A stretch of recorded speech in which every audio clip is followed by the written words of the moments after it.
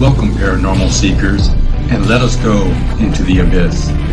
Join us to open your mind, both of your ears, and all three of your eyes, and discuss all things supernatural. We believe that we all learn from each other, and we all have a lot to learn. What will you learn today? Here are your hosts, paranormal investigator Sean Gilmore and Chaos Witch Zarina Crow.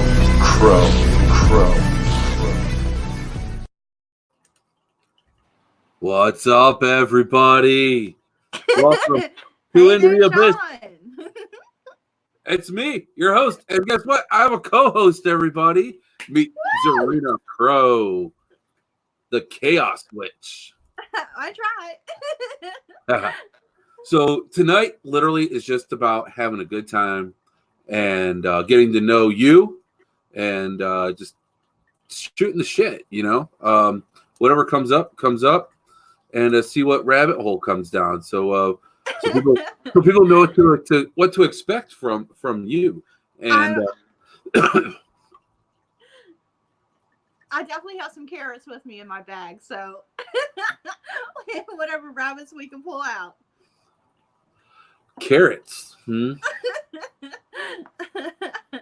like that. Paranormal carrots, apparently. Ooh, paranormal. Hey, anything. You can use anything as a trigger object. Just have to use it at the right place. I'm just telling you. What are some weird objects you've used on a paranormal investigation? Inquiring minds want to know.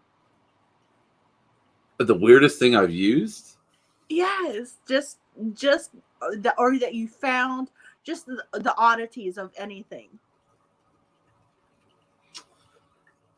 At a certain jail, I'm not going to say which one.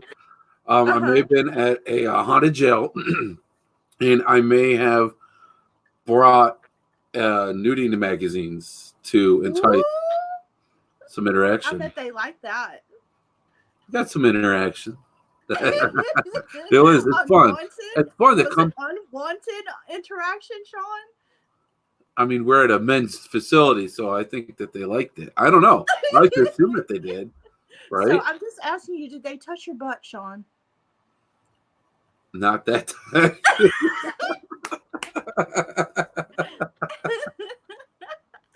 We're already going there. Everybody. It's just not Crow. But I'm seriously like, so you say not that time. So I'm just wondering, how many instances have that been that they have touched your butt? Just curiosity. I've been touched in the butt a couple times. I'm just saying, I think you liked it. I liked it. Oh my god! Where are we going? Who is my host? Who did I bring onto my show? Who are you? I don't know. You wanted chaos. I brought you chaos. I brought you total chaos. Apparently, yeah. This is All right. I like it. Don't get me wrong. I like it. No worries. So let me see something here. I'm seeing something on the screen. I don't know if I like it. And where is it at? Do we like our names on the screen? Do we need to know who we are? No, I know who I am. Most of the I think time, we're good. I kind of like it without, and I'm still kind of learning this system. So there we go, everybody. Being without the names, I'm totally down without. I know who I am most of the time.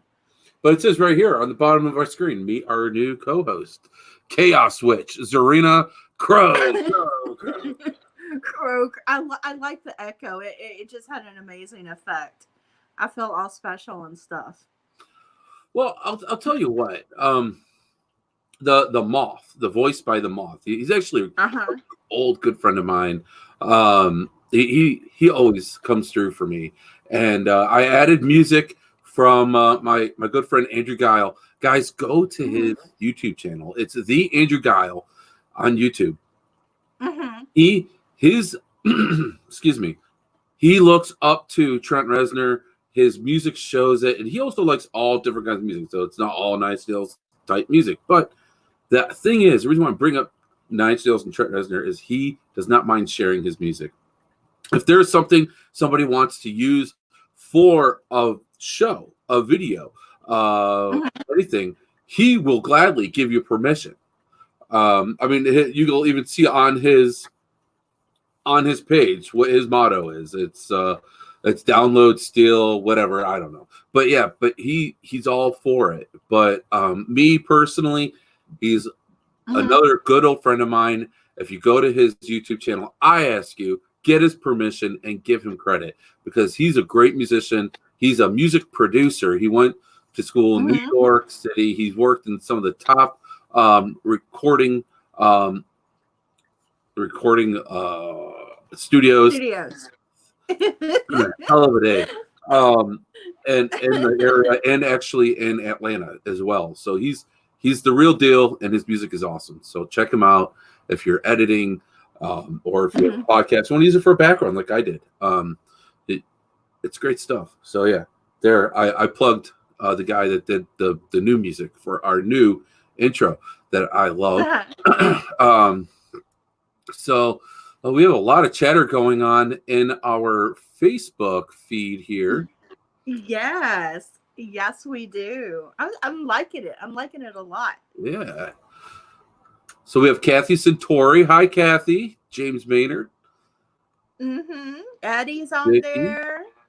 Woo woo. My friend Candace stopped by, so I'm excited. That's some of my peeps. So like I said, Tina came on. I actually had a really, really cool investigation at an undisclosed location with Tina over the weekend. It was awesome. I had some of the coolest interactions, and actually I called upon you to help, and we can't really get what had happened was we can't get in too much detail, right, about the location and thing. And I'm sorry, guys, but what had happened was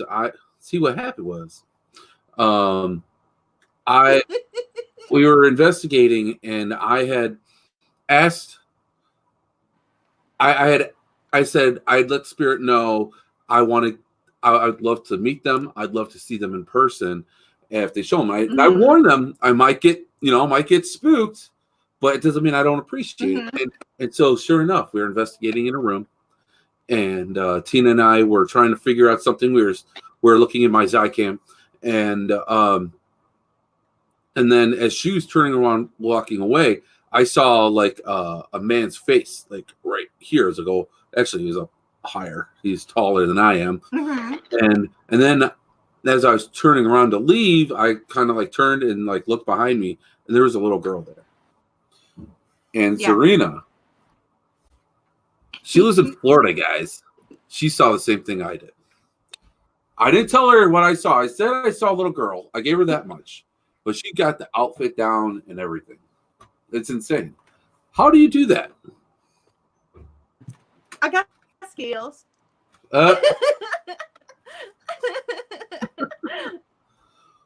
So what is that called? Really what you did though? What is it called when you're like getting a vision? It's astral projecting, right? I do remote viewing. So I was literally walking through there with you, and that's why I was giving you the specific details of everything and everything that they were actually when I was tapped in, that they were showing me that they wanted me to, definitely know about just for specific reasons. Right. That was. Wait a minute. Tina said, "Yep, I couldn't cross the doorway." Yeah, that's crazy. So, right. I mean, this place that we are at, it was just so beautiful, and it's an iconic piece of history, and it's just such a cool place. But it's just like having you involved in doing the remote viewing that added a lot, and it gave validity.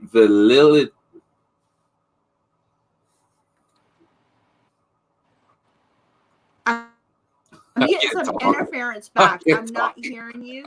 I paused because I can't talk.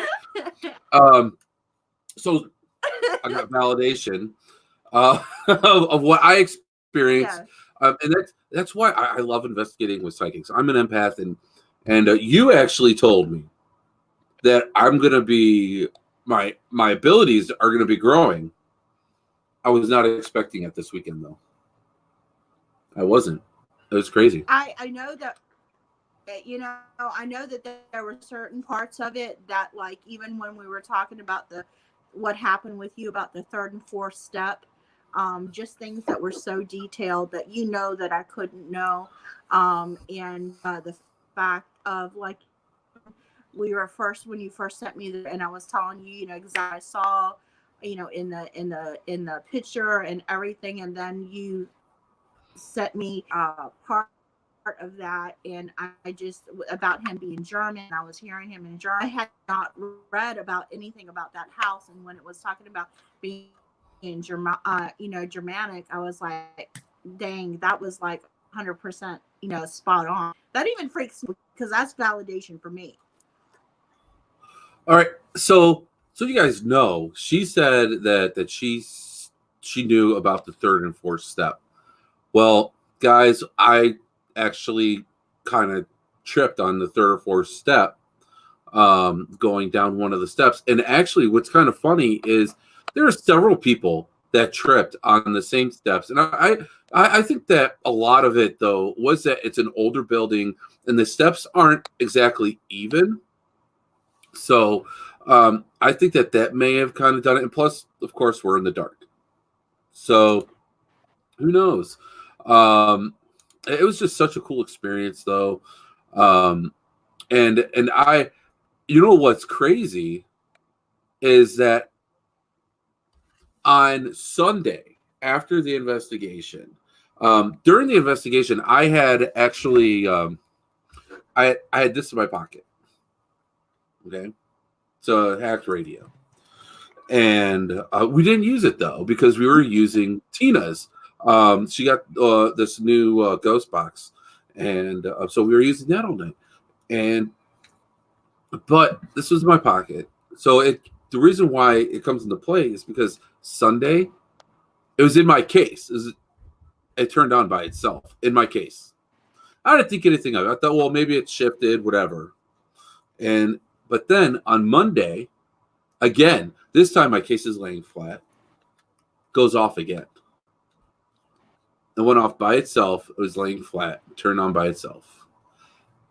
I mean, I don't know. It literally, so the power button is this little power button here, right? And you do push it for it to turn on, right? But you can hear how it's set, right? You hear that. In order for it to start switching to channels, you have to push this button. Okay? It was switching through channels by itself. So, did something follow me home? I feel like something was definitely trying to communicate to you. Is it something that followed me home? Is it something that's already in my house? I always had. That's the game I have to play. Every investigation, if something starts happening, is okay. Is this one of the spirits after, am I home trying to gain my attention, or did something follow me? It's a fun little game I play.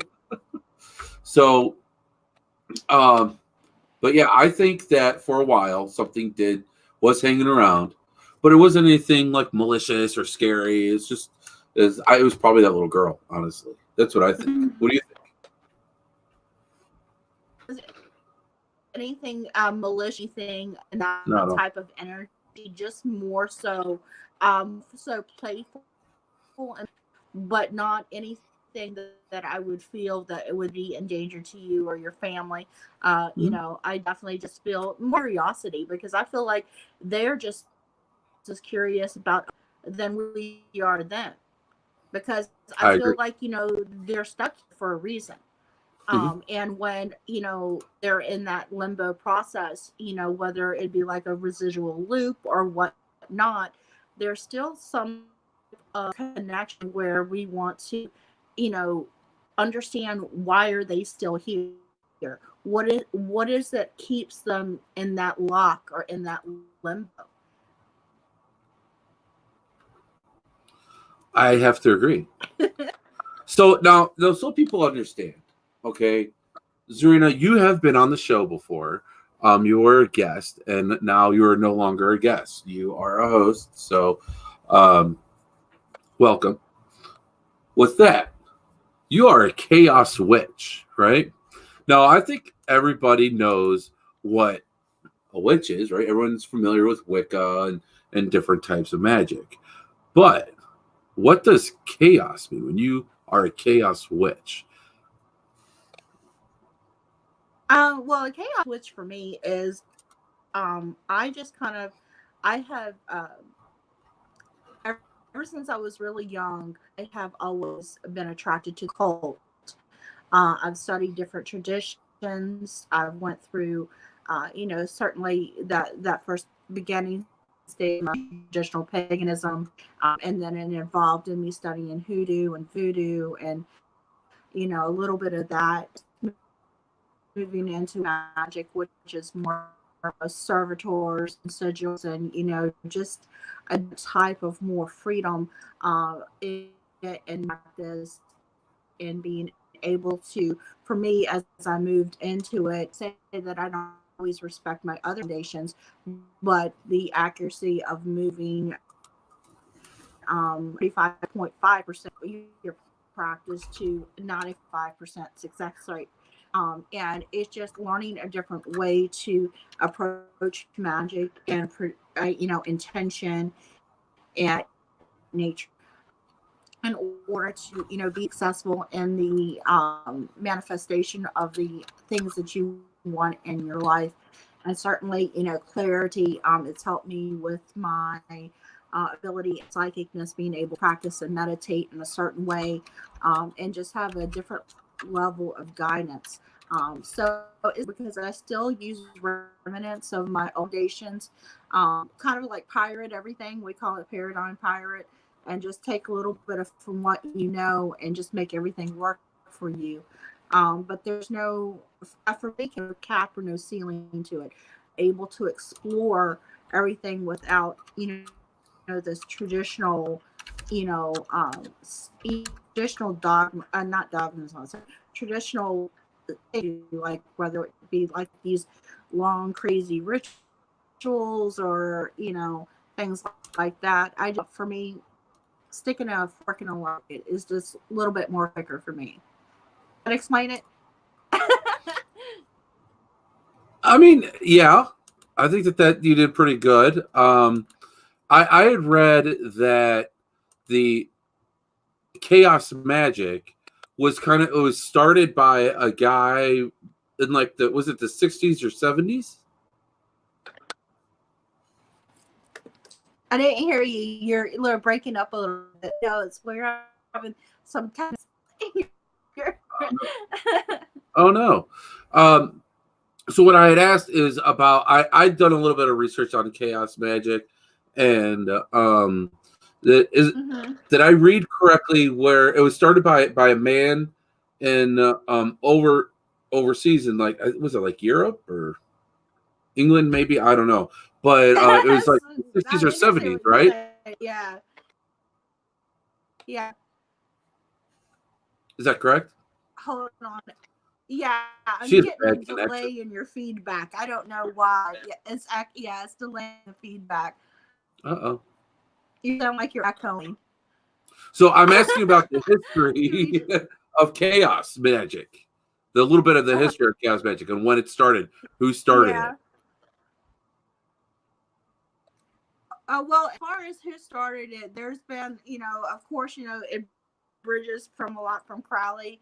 It bridges a lot from, there's a lot of, information, from different particular writers. So it just depends on what path you approach it from.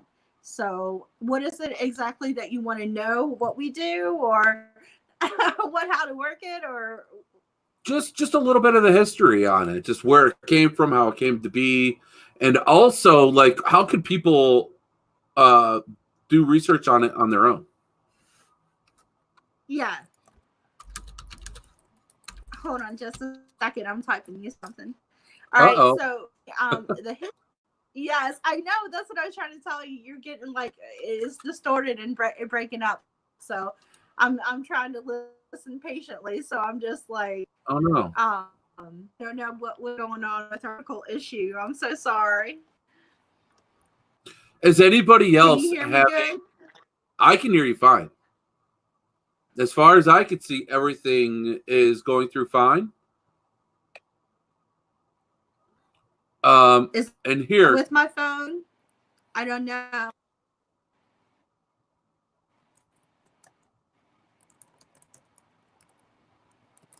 okay. So Melvin, can you read Mm-hmm. what's on the screen?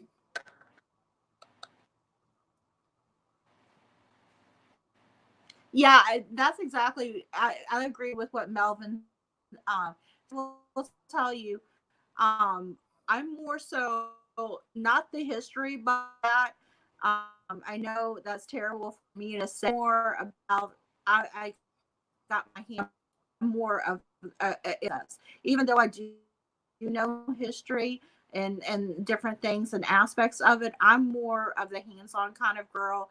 I like to just cut part in kickstand, and I'm just more doing the magic in the sense of whatever it needs to be created or done. Like, for example, if I need to work, a money ritual for someone, or I need to work, me for a door up, I kind of work things in that way. I don't have like a full on explanation of how, for me to be. I'm just not like that.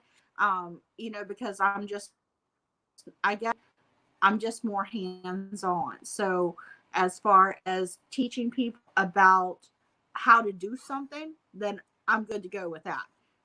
Just because everything from my conjure roots to chaos and everything like that, it's more so for me. I'm not about history lessons. Is that too terrible to say? I don't know.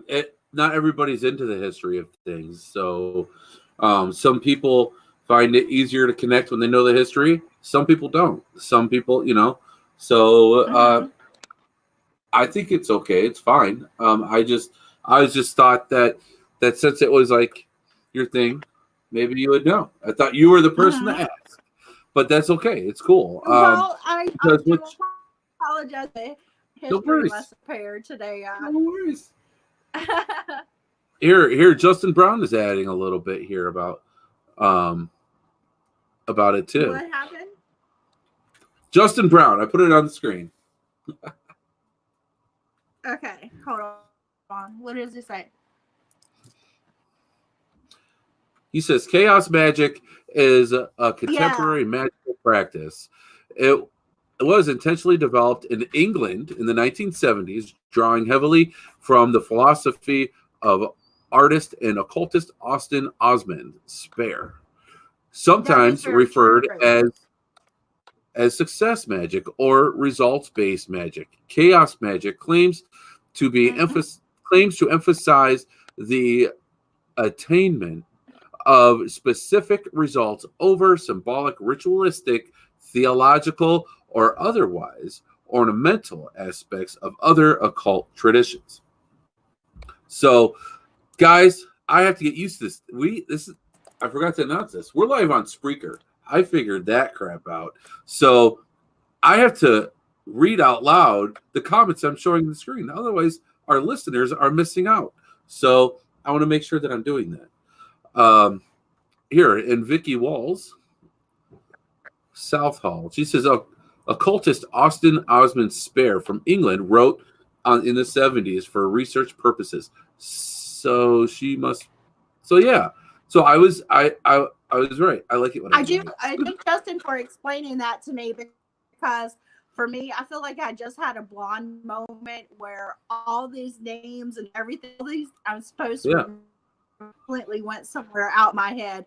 And because I guess for me, I'm not always remember about the facts and the trauma like that. I guess I've always just been, when I say I'm a witch or chaos or whatever, I'm just all about it and getting down to the nitty gritty. I don't always the who did what and who wrote that. I mean, I have like a lot of PDFs, a lot of wonderful, amazing resources that I get from my group at the FBC, which I love them. They have a fantastic little podcast as well for about, for me, always just me questions. I'm more about, okay, this is how we do it. This is how we fix it. Let's get into it. This is what herbs you need. This is what, what you got to create sigil wise. This is how you make it. So, so that's all I know with that. So, I mean, feel free that if anybody want to ask me or, any questions of that, I can, definitely tell them, well, this is how you get it done. See, wanting to know the history of it, I'm that's the paranormal investigator. Like that, Yeah. No worries. I mean, that's just want to know, like looking into the history of things. It's just like that's part of the paranormal investigator in me. So there's no worries. I'm going to ask about it at times, but it's fine. Not like I said, not everybody is too heavily into the history. It's the spiritual connection that you have and the way that you connect spiritually. So Justin Brown, I had it up on the screen. I took it down. It says, he said, I had dabbled with chaos magic a few times. The form I used was using the first letters of what I want the effect to be in a form of a symbol, essentially in its magical art form. We're getting some great comments here tonight, guys. Thank you. Keep it up. Melvin Seaborn, he says, I would say... Sorry? Well, let me explain it to you. Let me explain it to you this way. Chaos magic is a lot about symbolism. So if you think, for example, what, I heard this from one of the guys, is like, if you think of McDonald's, everybody knows that M. And it's prosperity, it's money. Everybody is going to be thinking about McDonald's, cheeseburgers, everything like that. So as you putting that energy and everybody's putting that energy and feeding that symbolism for whatever place, whether they want to believe it or not, McDonald's is, always going to be making money. So it's just like, basically that's how any sigil or symbolism works. And you put into it and that energy you put into it, or additional people put into it, even whether they know it unconsciously, it's going to facilitate whatever intent that you put into that. And a lot of people, their symbols are magic symbols. Okay, I can dig it, definitely. And here Melvin was saying, I would say, I had this up on the screen, I'll put it back up.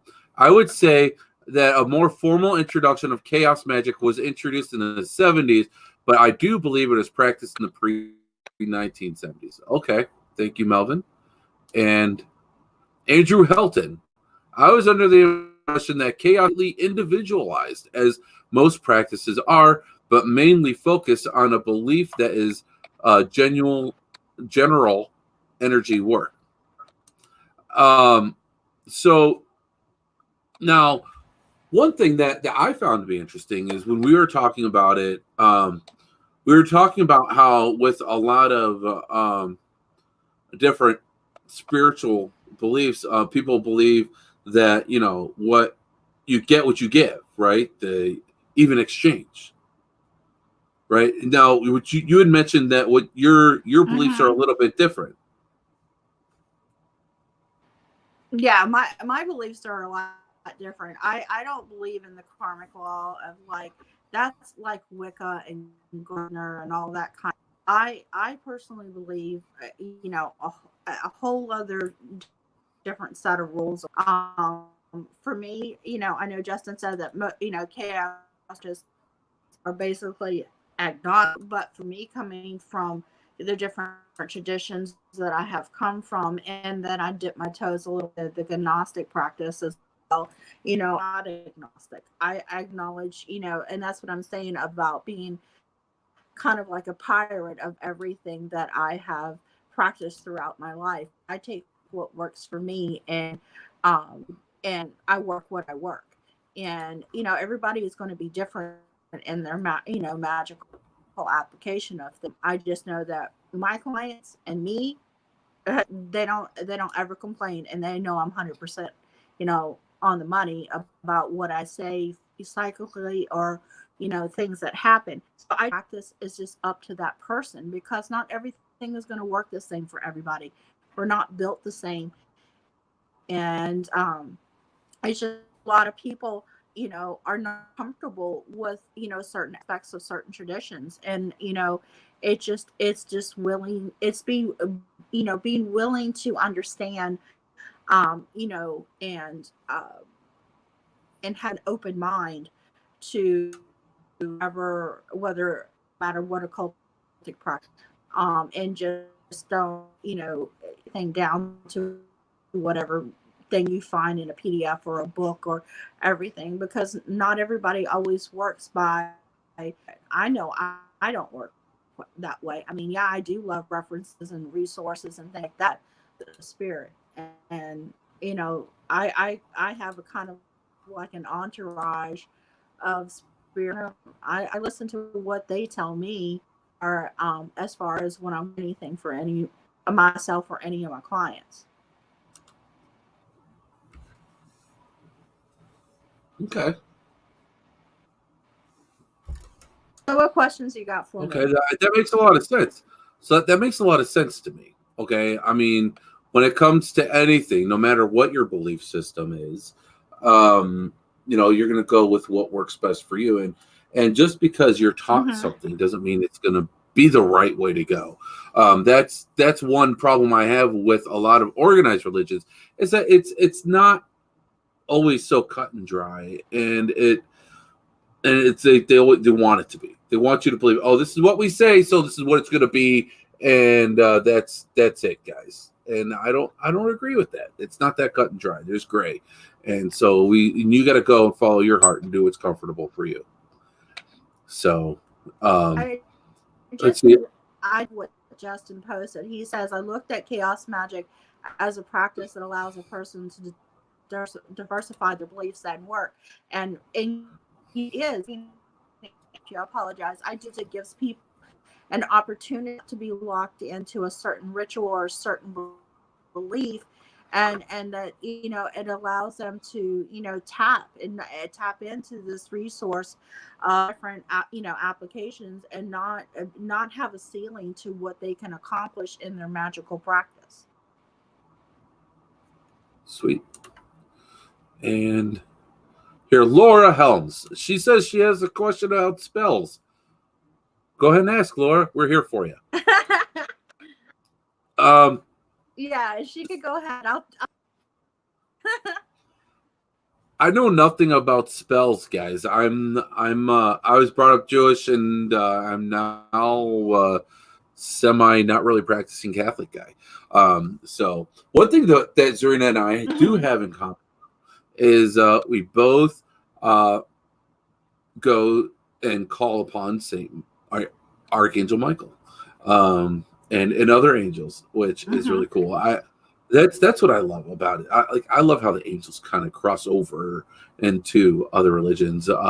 My mom, she's Jewish and she believes in angels, and it's just so cool. It's cool how they come across. That to me gives validity to their existence. To me, because it's in more than one belief structure, and it kind of crosses over.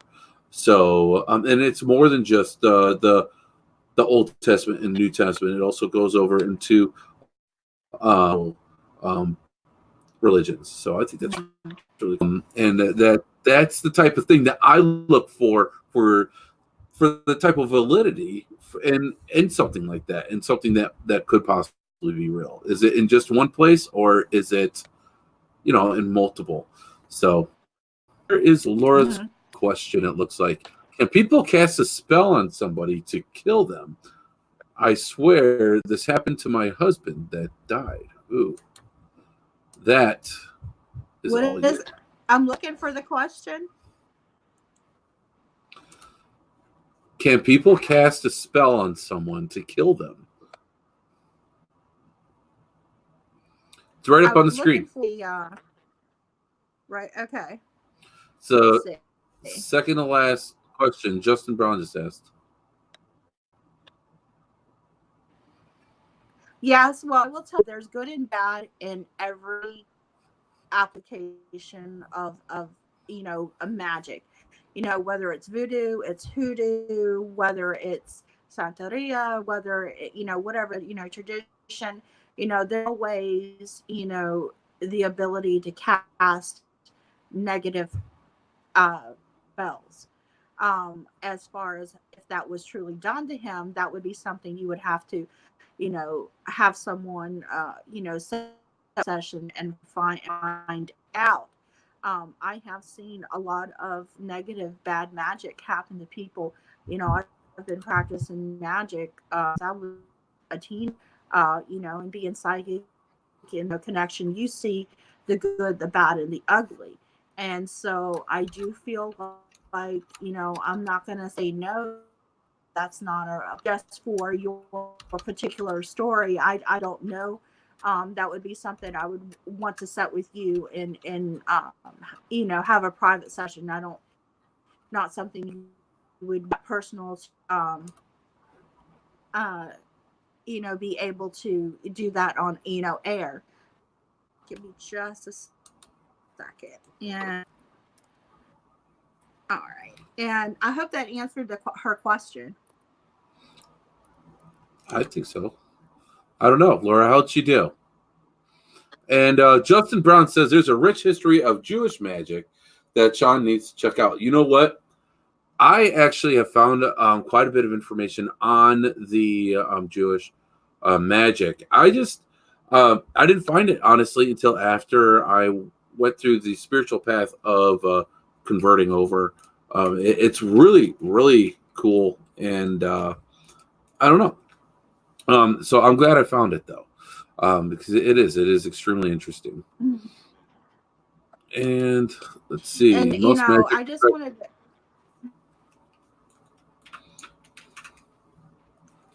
No, I'm so sorry. I didn't hear you. I apologize. No, that's okay. I was just going to say, Justin Brown also continued to say most magic practitioners don't cast spells to kill people because the energy that they put out comes back to them. That would be very counterproductive. Now, this is the exact type of thing that I asked you about. You don't necessarily believe that it comes back to you like that, do you? I know that there are different practitioners, like some like in voodoo and things like that. That they certain people will perform certain types of spells. It holds certain, and there's some that just those applications of doing those serious spells like that. That it doesn't apply to them as far as what they feel like.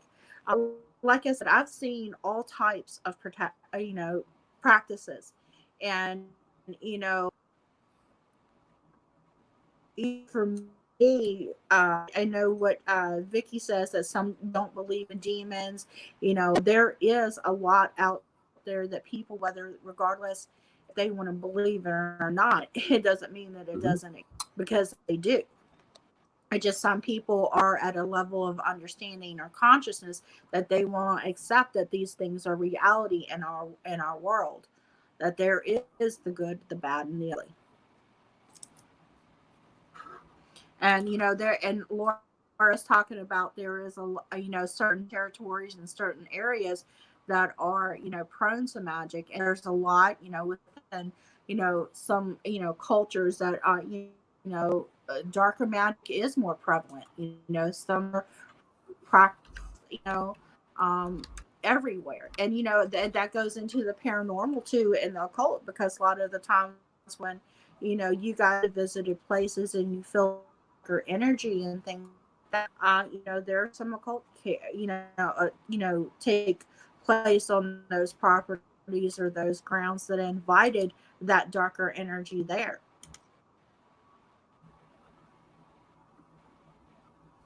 Yeah, and there is white magic and there is dark magic, right?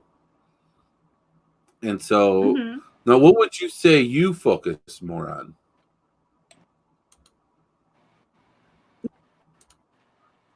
What would you say you focus more on? I'm getting you echoing again. I'm so sorry. You're echoing. Oh no. So what I'd asked you is, do you focus more on the white magic or the dark magic? I just kind of in the end, be honest with you, for a long time I practiced white magic, and I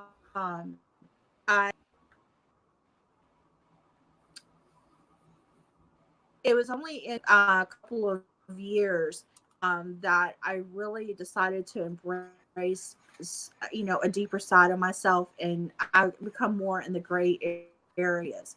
I wanted to expand my magical practice. Now I don't do like black bad magic. I'm not going to say, I'm not going to run around saying say anything of that nature. No, I'm not into that kind of. I haven't sacrificed anybody, but there about a couple people, but no, I'm more gray, a gray witch in that area of just assessing and discerning what needs to be properly done, not having any about doing it. I feel like I just have to have the power to heal, but also the power to have to protect and hex people when you need it. And because if you're not in both, you're not a true witch. Okay. I mean, I can dig it. You just kind of, what you made me think of? Gandalf the Grey. I'm a dork, guys. I'm a dork. I just took your spiritual beliefs and turned it into Lord of the Rings because I'm a nerd. So Andrew Helton, he says he likes white magic with the athletic aspect of dark magics. So okay, so it sounds like he does a little bit of both too. Now here's the thing about, right? People talk about white and dark, and you mentioned gray, and that's just the thing. In everything, there's a gray area, and not everything's going to be black and white. This is real life, guys. Not everything's going to be there. So I kind of I saying gray, it does seem more honest. And Justin Brown he just commented, it's difficult to be completely black and white. Most are gray, and that is arguably the most balanced path. So, right on. That seems like like I said, it seems like the most honest answer, right? Not everybody could be one way or another. It's not politics, right? This is spiritual beliefs. So so that's so cool. I appreciate you kind of talking to us and getting real personal about this, because not everybody's really familiar. I think a lot of people have heard of Wicca, and a lot of people have heard of different spiritual paths, but I don't think everyone's heard of chaos magic. And then I really appreciate everyone that chimed in as well, because it's so cool to. This is why we do a podcast. It's definitely not because we speak well. Anyways, so we can learn off of each other. That's what I'm trying to say. Sorry. But go on. You're saying now.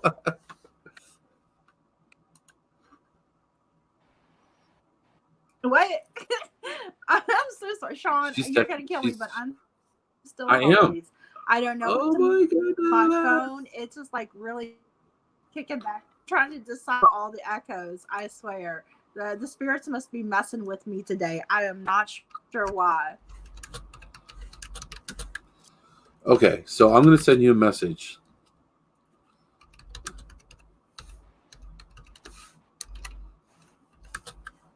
See if we can fix this. So happy. Okay. Use your magic to fix it. Be like a Jedi. I don't have magic. I don't have magic. Yeah, let me try to restart it, and if you don't, you got a minute, and let me see if it'll fix it. All right, just click on the same link I sent you.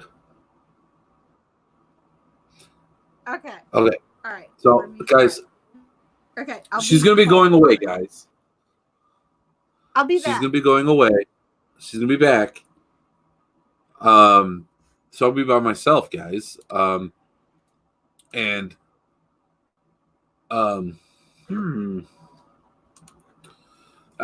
that's scary. Okay. So what I want to do, guys. Oh, she's back. Oh, she's gone. Okay. So I'm gonna need your guys' help because now it's just me. All you guys see is my big old ugly face here. So let's see here, guys. Tech issues. It's part of what we do. It's just, gonna roll with it. So here I'm just gonna kind of go on here.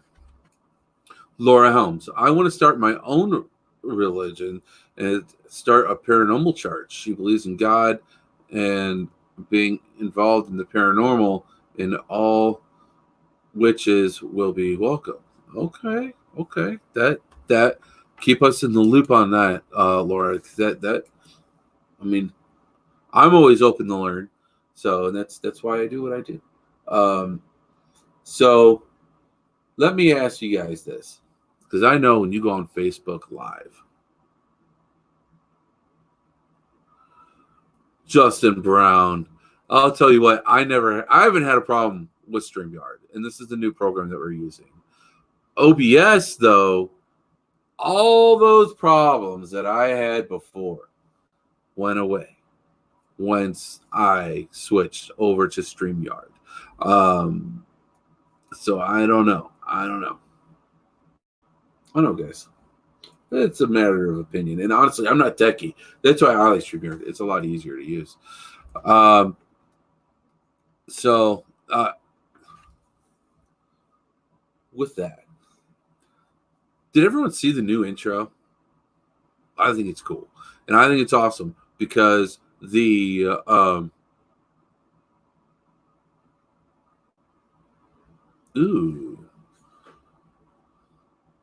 Justin Brown brought up a great question.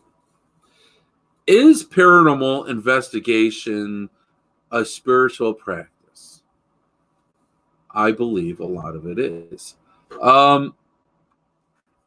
I actually wholeheartely agree with you on that. A lot of what we do is definitely spiritual. It's but I mean, you depend a lot on your spirituality when you're investigating. Whether if you're looking for protection or what, you're tapping into spirit. No matter how you look at it, it doesn't matter if you're using a spirit box or if you're using a digital recorder or if you're asking for interaction on a device like a REM pod or something. So I really do think I agree that a lot of it is spiritual, and a lot of your spiritual beliefs are going to come into play. And so, and whether if it's more like behind the scenes or what have you, I think that yes. And guess who's back? Maybe. Can you see me? And I can actually hear you. You're not echoing. What? No shit. I know. I feel like I've missed the last 20 minutes because I feel like I've had to decipher you from like a Morse code kind of thing. And I'm like, so I apologize if I didn't answer anything correctly because I literally was like almost trying to read your lips because it was like echoing so bad. So I probably, I did the best I could on the first part. You didn't get it's fine. It seemed fine to my end. I don't know. I can't tell. People were saying it was a little bit choppy, but it's okay. So I have a question. Okay. Hopefully I'll have an answer. Did you turn your phone? No, you know what? Because how I have my phone set up, it won't let me flip it for some reason. I don't know. I know I'm having a technical issue. I tried it. Well, it's okay. It's okay. Whatever works. I mean, this is our first show, right? Yes, and I will work. But when filming, I like to teach this to people. Guru for this stuff. I know it's okay. It's okay. When filming any video, should hold your phone sideways. Right? Look, but see, I put it in this tripod thing, So I got to figure out It's okay, no worries. Not a big deal. We're having fun. But so here, Okay. Justin Brown asked a really good question, and I just kind of here. Yes. He says on his show yesterday, he asked, "Is paranormal investigation a spiritual practice?" Now, you as being a very spiritual person, what do you think? I think so, and that's kind of what I was going on. I think so. I think that a lot of your spiritual beliefs are going to come into play. You're tapping into spirit, and you're calling upon or praying for spiritual protection. So I think it is. What do you think? I absolutely agree because for me, my first introduction into knowing what I was as far as being, a spiritualist or, that type of psychic person is when I was 6 years old. So it was like, first seeing my first, spirit and just everything that has happened in my life, it led me to research. It led me to find out, to know why I saw and heard the things that I did. And it became a mission for me, almost, of just having those answers of why I was the way I was. And as I got to go on different investigations or experience the aspects of everything, it did grow my spiritual practice, my spiritual practice, because it gave me a belief and an understanding of not just only myself but the other side. And for example, how I did arrive at that in a very profound, deep way. I was at a friend's house in Kentucky, and I had came out of the room because I thought I'd heard something, because you always feel something, and out the corner of my eye I thought it was her for just a brief moment. And it that she was in the kitchen, and it wasn't her in the kitchen, it was a lady that was in the kitchen. And same as I see and talk to you, that's how I see them. And she came in the front door, and I said, I just had this experience where I thought it was you, but it wasn't you. And I described this lady to her, and she goes, I know exactly who that lady was. And she says it's the guy's upstairs sister who died in a car accident like 3 or 4 months ago, and she died just right up the street, and in the car accident. And so she actually went upstairs and got the girl's brother, and I told him the experience. And it was just like, it was all of a sudden this feeling of release, and you can feel that moment where she felt all this emotion, and she just wanted to, have that conduit of that person to tell her brother, this and that, so she could move on and cross over to the light. And one of the most things that I understood about this experience is that even though when they're on the other side, they still have these emotions, they still have these things that are these uh, necessary things that they need to clear up. And it was just understanding for me that even when we move on, we still carry that energy, we still carry that emotion, we still carry the memories. So I know that was kind of a little off segue off of there, but I do feel like it allows us to be spiritual and understand that there's definitely more than just going into an investigation and provoking them, and wanting to know the surface level of things. There are things of why, like I said, I want to know, why are they here, why are they still caught up in the loop that they're in. And how can we help them just as much as we help everyday people in this world. There's a necessary balance is here in this world to teach us things, as teach us as well, that are still here present on this side. You know what? Don't ever apologize for like going down a rabbit hole. That's what we do. And that's I mean, it's Just all give me about it. And carrots. you know what? Just give me When carrots, Sean. Carrots. As long as there's some ranch or something to dip it into. You can tell how healthy I am. So here we go. Mhm. Justin Brown, once again, he's contributing a lot. Thank you, Justin. I appreciate it, brother. All right, I here. love Justin. You're awesome. Oh, he's awesome. Much love to Justin today. All right. Here's an article from 2015 from a researcher from Oxford about paranormal investigations being a spiritual practice. He found it very interesting. And there's a link. I'm going to follow that link later. He said the hardest thing to do during a paranormal investigation is removing your own emotions, beliefs, and ideas about the spirit world. I agree. And because that's what you kind of want to do to really see it in its real raw form, because when you have an intention, you put your intention out there, that's more or less what you can expect, right? So if you put out the intention that you're going to get something negative or something, that's energy you're putting out, that's energy you're going to get. That's personally what I believe. Intention is huge when investigating. You put out that intention, and that's what you're going to get. And there's a lot of truth to that with life too. And he also says, ironically, when I started employing more of my spirituality during investigation, I started to get more phenomenon to happen, especially with energy work. Now, that is very true. When I connect spiritually, I'm more open, and it's more, my intentions are more out there with that in that way. Instead of doing the more techie thing, I tend to get more interaction. Just like this past weekend, I intentionally traveled light. Literally, all I had was my GoPro, and I had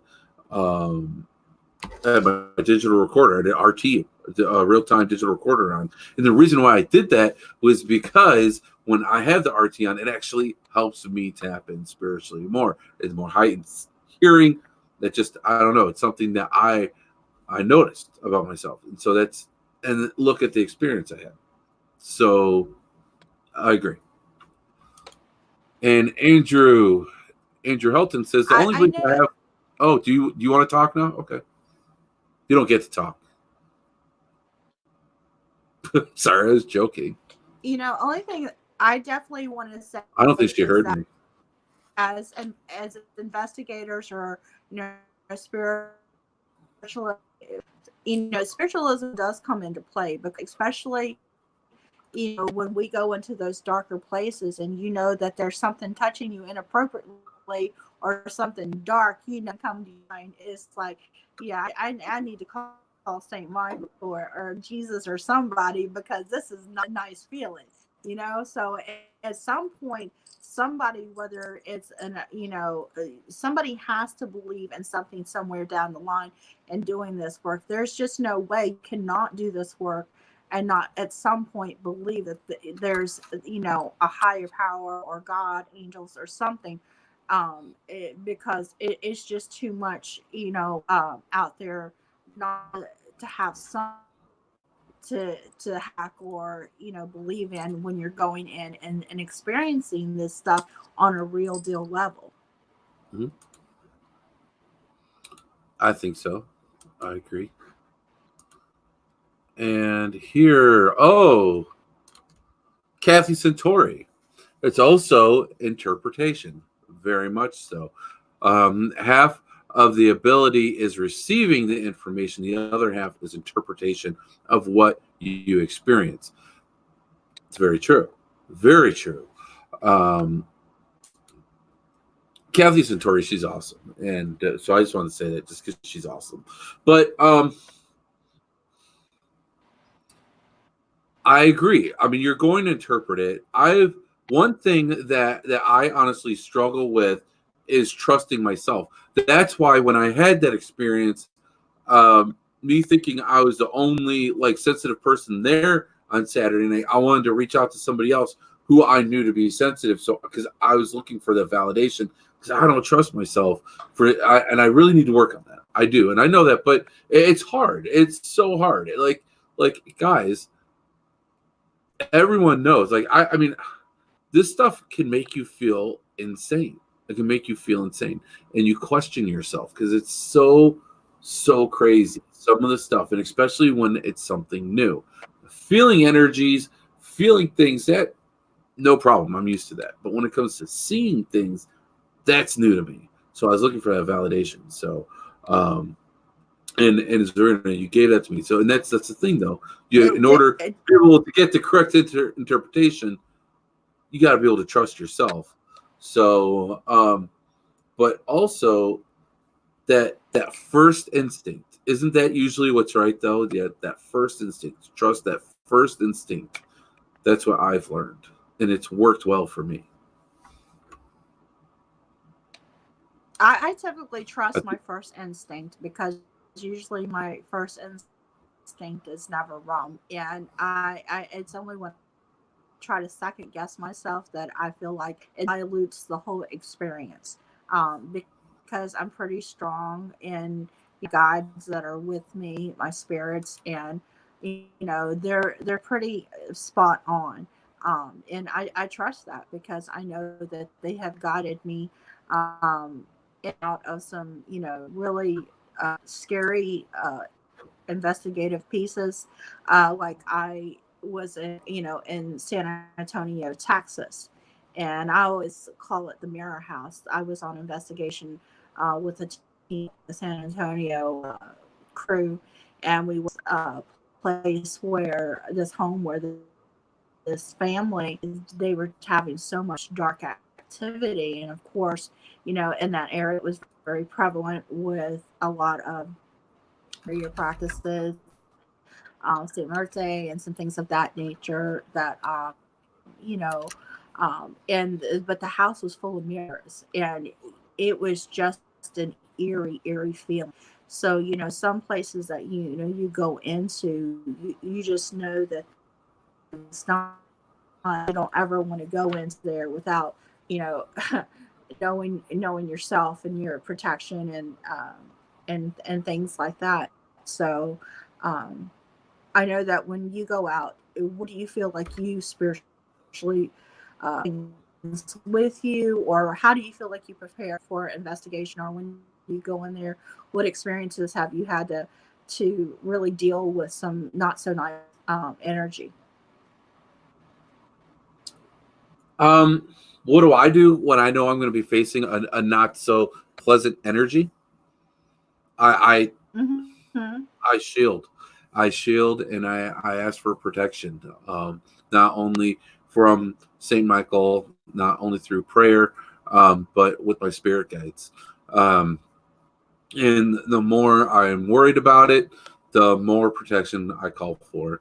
Uh, so that's also that's the best thing you can do. And then afterwards, also, Mm-hmm. I will call for more protection.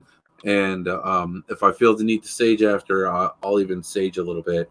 And I always have holy water with me on every investigation because you don't know what will come. And now the thing is that I like Yeah. about holy water is that I can use it anywhere. Sage, you got to Yeah. burn. I don't like the spray sage. Some people really like it. Me personally, I personally don't like it. Um, it doesn't. It doesn't give the same effect. For me, I get more off of holy water.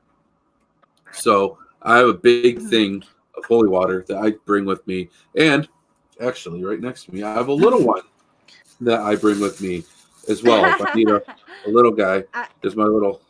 You can see it. It's I been through a lot. I It's been love through a that. lot. So yeah, but it's about protection. And the reason why I really take protection so seriously is more past myself, but because of my family. I'm coming home to my family. I need to make sure that I'm not bringing anything home to them. So Mhm. that's really more what it's I, about to me. I I know that I typically I carry a little vial of, well, not a vial but a little spray, and I keep it in my and I mix it with rue water and wait, let me go over. Yeah, more. Rue Nice. water and Florida water and a little bit of, protection like High Johnson there. And I carry this with everywhere because it's just when I go anywhere, even if it's freaking crazy Walmart and I feel some kind of sketchy kind of energy, always when I get back to the car, as empathics or, we don't want to pick up hitchhikers energy. So I definitely always keep something with me on hand just because I don't want to take stuff with me and have it, it's in my psyche. You know, because even I think probably the worst place for me is going into Walmart because there's more crazy activity than I think haunted houses sometimes. So Walmart is just a cesspool. It's a cesspool, guys. When I've had my first child, however many years ago that was, yeah. the doctor, they tell you to keep your baby at home for a couple days. The doctor said, especially don't take your Mm-hmm. baby to Walmart. There's more germs in places like Walmart than anywhere else. They specifically said that, and it's true. Like, think about Walmart. That everyone goes to Walmart Walmart. has Walmart crazy is people. yeah. And let me And tell you, what I want Walmart. to talk about, I don't public, and I wanted to bring this up, is like for me, I see kind of like on that darker side, I call them the shells. And it's people that have literally, their soul has left their body and they're just vacant. They have this vacant look and they're just toast for these ants walking around. And they'll look me in the eye and like, they're like, oh, bitch, I know you. And I'm like, yeah, I Yeah. know you too. I see you just go on about your way, So have experience where you've walked around in places and you've just seen these people that are just not even people anymore, like these vacancies. Yes. Or Yes, have you I paid have. attention? I have. I have had that experience. Um, at places like Walmart. I've had it in hospitals. Anywhere like and that's a big problem I have when I'm in big crowd areas, like going to concerts or sporting events. This Yeah. That's a whole nother thing. So Justin Brown, again, he says that is a very important thing I have learned the hard way concerning bringing things home to my family. I keep my house on constant lockdown, and I get help doing that for my mother. I have managed to keep my home very clean and activity free. I have managed to do I feel like I've done a pretty good job of that as well, considering some of the places I've been to. Um, but I think that the spirits that are already in my house help me do that. There, Mhm. I live in an older house. I know people have heard me say that multiple times, and I think that they do. And honestly, I think my pets help as well. Before we had a cat, and I feel like he really protected us Mhm. spiritually. And I feel like this new dog, Gramps, I feel like he protects us as well. This dog, I can't wait till Mhm. summertime, and I take him to some of these places in the Cuyahoga Valley National Park that I know are haunted. This dog is sensitive as all get out. I'm telling you, I have seen him react to spirit. I'm excited to see what he does when he's in a place that I know of. Well, No, I'm I sorry. know that, we have our own ancestors and we have our own, mutual, just, our spirits that guide us and protect us. And I definitely that I have on more than one occasion, um, literally sat straight up and like, audibly, they've told me something. And it was like crazy unreal how they protected me in different instances that I think a lot of people forget to tap into their ancestors or really, have an opportunity um, to,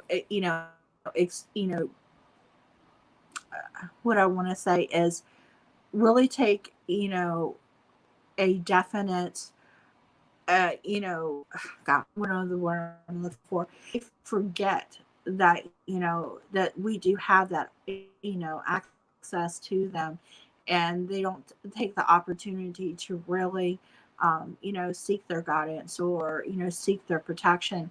And I feel like, the more people began to really tap into their spiritual side, and we could, uh, we could definitely prevent a lot of garbage that happens in our life. Just because we doubt ourselves that, hey, this voice is just a voice, but no, it's an ancestor saying, hey, you know what, don't go do this today, or just take your, mind, be mindful of certain things. But most times we are led to, that if we uh, that those voices are those things that are really, trying, help us, that, were written off like we're flakes, or that we're crazy. And it's like a big taboo. It really Mhm. is. And I think it's because we are taught to be so logos and so logical in our mind, and that anything that is spiritual is written off as like, crazy talk. And it you know need to start really accessing that and trusting more of what is really available to us, so that we can, stop, Yeah, some of these, situations that happen in our life. definitely though. And now for me, when it comes to like spiritual ancestry and things like that, I struggle with that because I don't know a whole lot of my family history, and I've always kind of felt like this unseen part of me is kind of like missing like a piece of the puzzle. And I've tried to look into it, and Mm-hmm. we hit a brick wall. It's apparently it's a big old secret that nobody wants to tell.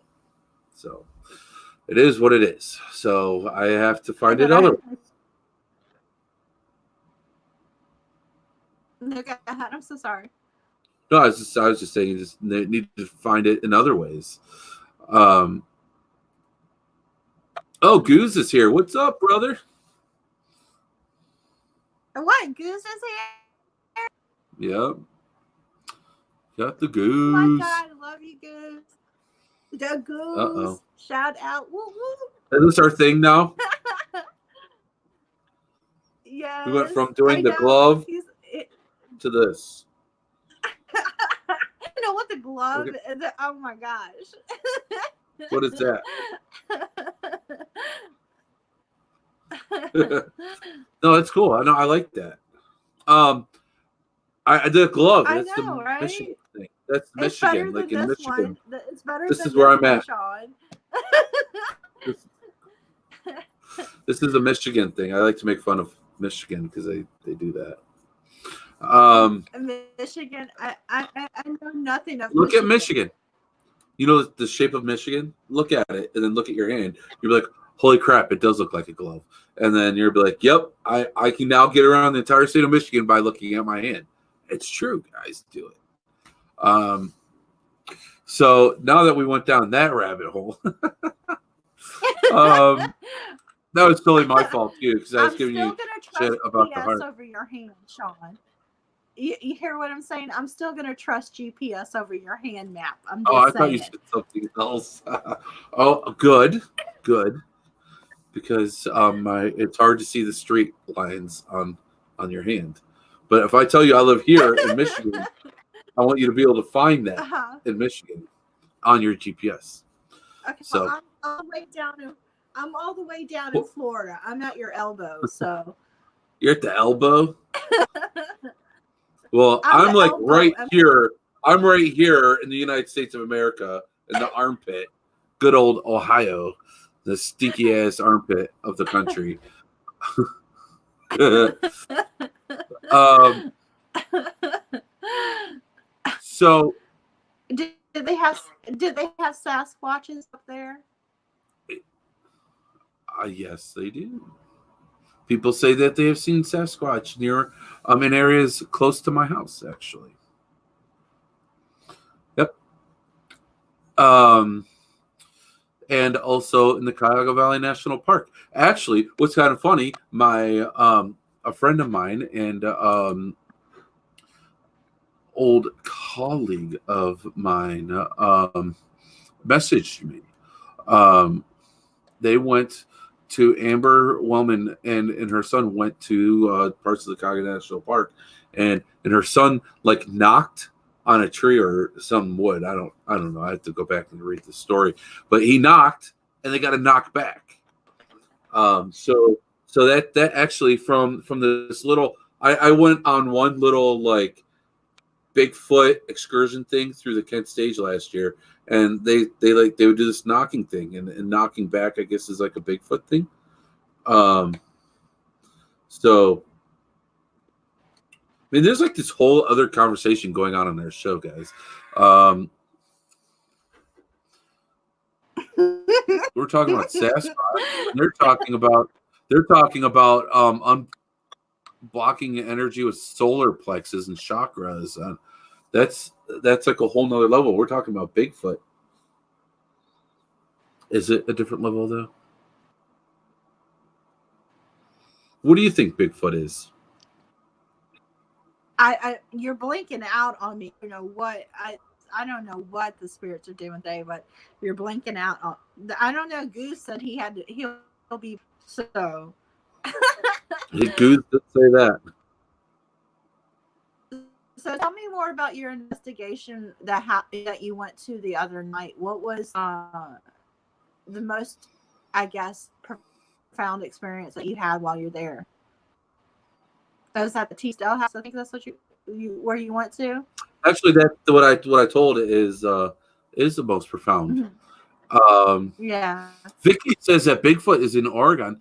That we're having a huge disconnect in our show today, guys. I guess Zarina is having some internet issues and she's getting choppy and she doesn't really know what I'm saying. So she's trying to do her best and try and figure out what's going on. Maybe I don't know. Yeah. Like I don't know what it is. I'm having so I don't know what it is, but it is doing the echo thing again. I'm not sure. But well, I'll tell you what. Push it out and do my best. Well, I'll tell you what. We're already an hour and 17 minutes in. So did you have anything else that you wanted to really get into on today's show? Because we could start closing it up because we're like at that mark. What do you think? Okay. Only thing is I want to say if anybody has questions, they can just inbox me. Anything that I wasn't able to hear or cover tonight. And like I said, I just stated to be on here. I'm sorry about the technical difficulties, and I will figure out my landscape issue with this stupid phoning. But other than that, I really enjoyed being on. I definitely want to talk about more topics and definitely go down a rabbit hole a lot deeper. And I'm just really happy that I get to hang out with you and these amazing people. And it's I really look forward to 2020. Heck yes. This year is going to be awesome. I'm excited. I had fun with you tonight too. I'm going to take a couple steps backwards because now they are talking about Sasquatch in our chat. Andrew Helton says, he believes that some Sasquatch is a spiritual entity itself. Me personally, I think it is. I think it is a spiritual entity. That's my personal beliefs. I don't know how a living creature could go so long without having physical evidence of existing. I mean, I don't see how that can happen. I mean, they're finding specific bugs and discovering new bugs in the rainforest, but yet in the forests of America, they can't prove Sasquatch. I don't know. I have trouble with that. Too. I believe it's a spiritual. I believe it's like a spiritual being too. Yeah. And I just believe some people they do catch a glimpse of it every once in a while, and Yep. it's just like anything mythical, you know. But it's an interesting topic among other things. We'll probably talk about on Into the Abyss. Yeah, we're gonna keep on going in that business. We're gonna keep on going to those rabbit holes, and we're gonna dig deep, guys. That's what we do. So now, getting back on track and to closing out the show. For this month, we have an awesome month, Zarina. I don't know if you know this, but so today we introduced you, yay, and which is exciting, right? And they're talking about retrograde. They're talking about retrograde, and retrograde has definitely come and started. But that's a whole nother conversation for another day. That is why. Yeah, I need to not look at the chat because, like, I love you. Like, yes. I'm like, oh, look, they're giving me more stuff to talk about here, and I want to talk about it. Yes, I think that Bigfoot is like an elemental. Yes, I agree. Okay, yeah, so, I was gonna say that an elemental. I just saw Vicky's comment. I agree with her. I validate that with her because I feel that too. I think so. It's like an elemental or some sort of interdimensional being. Okay, next week we have Joe from Paranormal Oddities. This guy is going to be a lot of fun. We're going to be talking about his Paranormal Oddities shop in New York. So that's going to be a lot of fun. This so bad. I love it. I want to see his shop so bad. I know I want to go too. I need that. Next time, I'd be a kid at Christmas. Yeah, right. And then after that is Mike Ricksecker. We're going to talk about his new book about shadow people. This is going to be like his third time on my show, guys. Mike is a good friend of mine, and this book is a special book for him. I want to make sure that we're helping him promote this book. This is like almost like his life's work. He's been doing research on shadow people. He's been doing a lot of presentations on shadow people, and now his book is finally out. And it's something else that's really cool is that my personal experience is actually in the first chapter of his book. So I'm really excited to dig in about that. And then we have so we have Mike Ricksecker coming on. I'm going through my calendar here, guys. And then after Mike, oh my goodness. Here it is. After Mike, actually, guess who we're going to have on? RU Media's very own David Wolliver and Eric McGill. And guess what we're going to be talking about? Our Haunted Minds new video. By that time, their video should be out. You should have watched it, and we're going to talk about it. And it's been a long time since we've seen an Eric McGill production. And not to downplay David Wolver, because what he does is awesome too. But I worked personally with Eric, as a lot of people know, on Ectovision. So I'm really, really excited for this to come out. And then after that, the month is over. And do you know what next week is? Other than what really is next cool week, Sean? My birthday's next week. What? Oh my gosh. Should be 21. 21. Not times 2. We're gonna have to have an online Sean party and just ghost you up and make it awesome. It's not 21 times 2 minus 1. It's not that at all. It's 21. Keeping it. Okay, so if it's your birthday, then you have to take a shot every time we say the word ghost. My birthday is the day after, so we don't need to play that game. So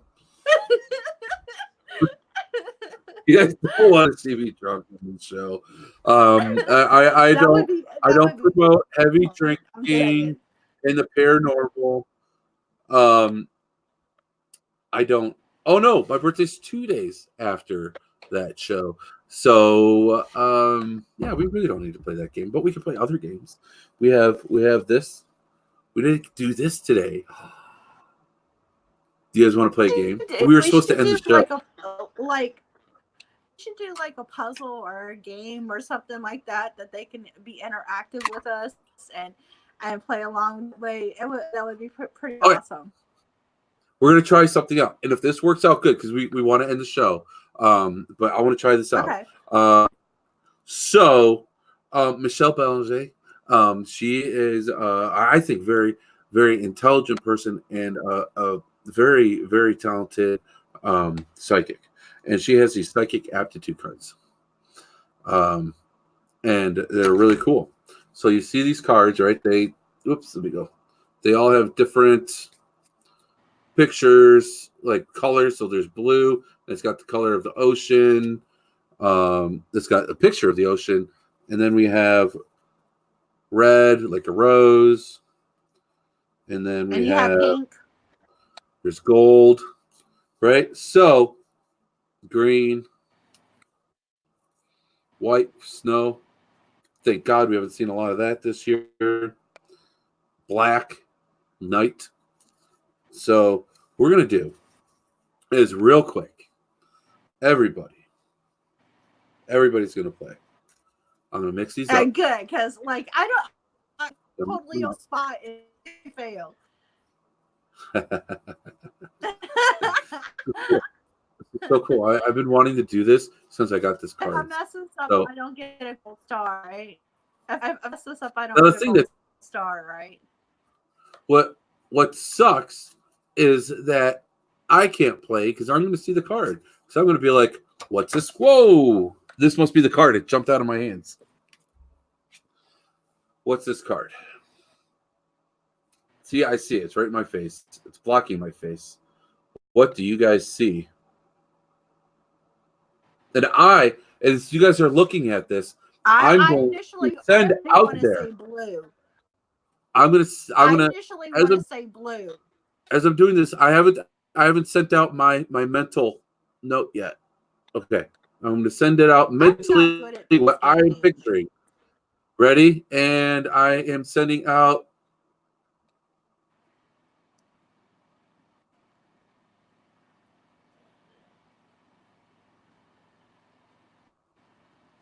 You sticking with blue?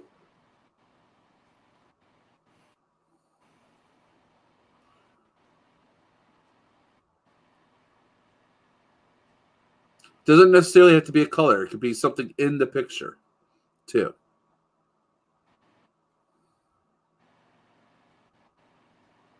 Ooh, Carly Hall. What's up, girl? I'm glad she's on. We need to have you back on. Okay, well, I have look. I'm gonna say initially blue. Some other part of me says yellow for some reason. I don't know why. So I may be wrong. I'm terrible at these games, so I'm like not the best at the games. Well, you said blue and yellow. Blue and yellow make green. I'm blue. Can you do that? Can you do that? Does that work? Does that work? Like blue and yellow make green? That makes green? Yeah, blue and yellow. Well, I guess it works for me. So yeah, yellow and blue makes green. Green, show me the money. Okay. So we've got Carly Hall got it right, and Vicky Wallace Southall got it right. Okay, next one. Woo,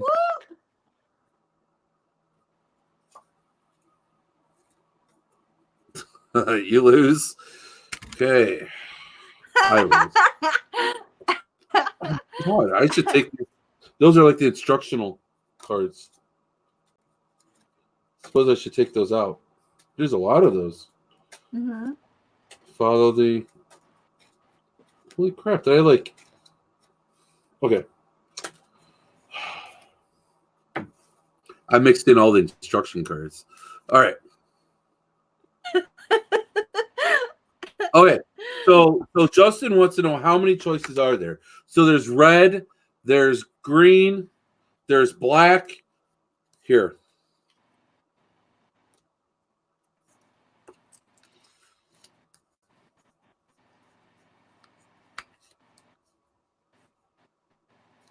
stop.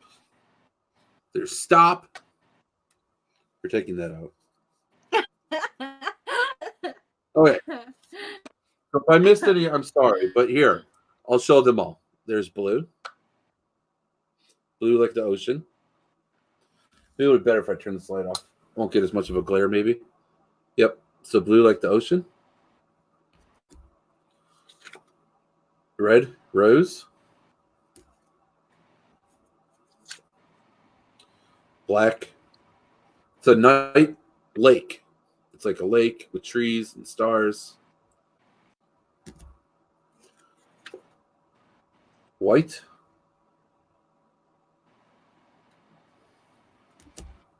I think that's all of them. Did I do gold? Gold. And then it kind of like repeats. There is a bunch. So. Third one. Pardon? Pull the third card. Third card. You don't want me to mix it up? Can I mix them up first? All right. All right. Yes. I'm gonna mix. Oh, I'm bossy. he is bossy. Bossy. I don't need to be bossy. I just have something with the third card. Mm-hmm. I already have one I don't wife. know, just trust me. Uh-huh. Huh? Huh? What'd you say? Trust me. I said, oh crap. Drop it. Guys.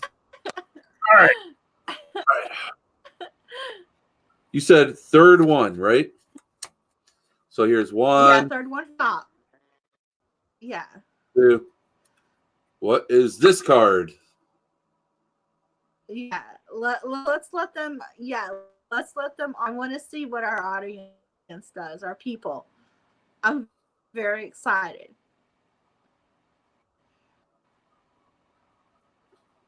We got Andrew says it's a right, and I'm waiting for a couple more people.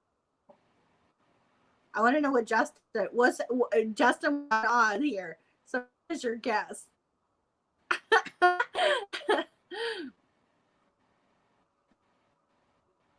I want to show it.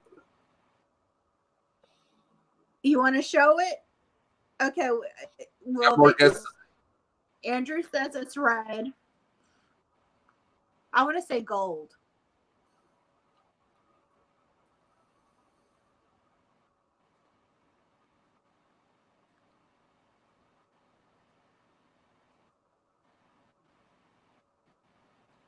Ready?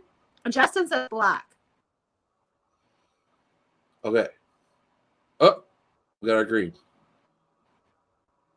Oh, we got a green.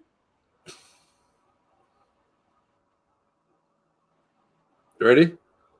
Watch our veto. Nobody's ever gonna believe I'm psychic. I have totally failed at these cards. I'm not gonna get all these right. Like being psychic isn't about guessing the card. If that's what being psychic was about, we'd all go to Vegas, right? So, but I have to say, I'm very impressed with Andrew. He said third card, red, before I even pulled it. And red. Who was red? Who was red? Let me go. Andrew Helton. Andrew Helton. All right. That's so awesome. I must be off my game tonight, Sean. I tell you. I was still stuck on Uno and poker and the poker game from earlier. That's what it is.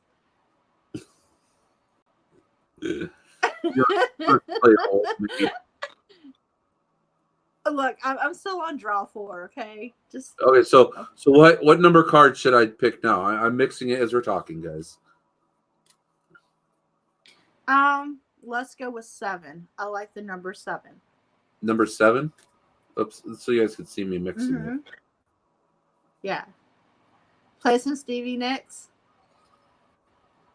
Stevie Nicks.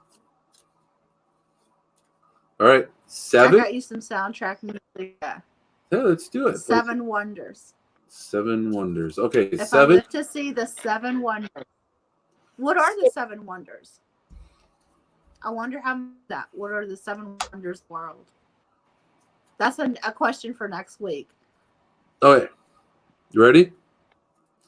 And we're going 1 and 2 and 3, 4, 5, 6, 7.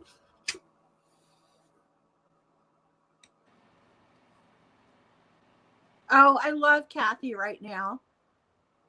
And she goes, you have a hard time with them sometimes because you're gold.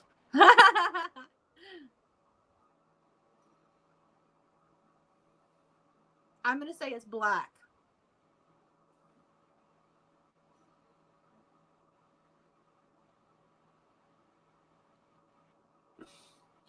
Justin says there's a 20% success rate. Here. A 20% So yeah, success I'm not touching the card. Here, Justin Brown says 20% success rate. If we guess better than 2 times out of 5 consistently, that should be an anomaly.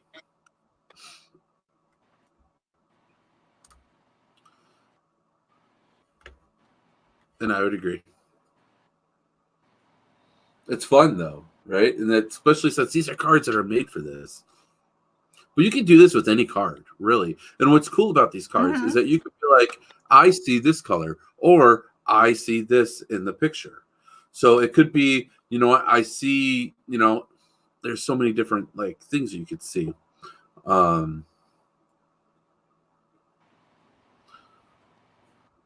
Justin, I see a blue reflection on your face. I don't know. Do you see a reflection?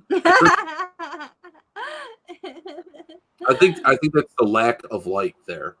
But here, I'll turn the light back on. Now you might see a reflection. I don't know. Reflection. But I turn the light off to get I'm less. still going with black. I don't know. Ready? So we have red. Yeah. We have black.